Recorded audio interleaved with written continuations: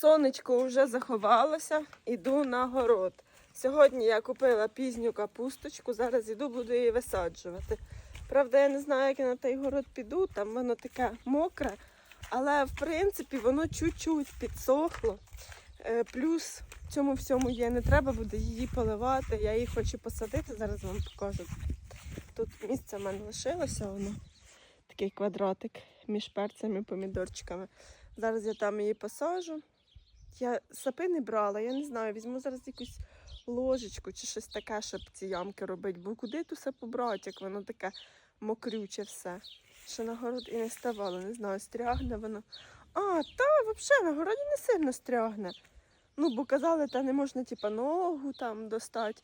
Це тут з краю, звісно, воно там у мене мула зовсім стоїть. Така непогана. Так, зараз висадю швиденько. І піду там, що мені треба бур'ян пополити.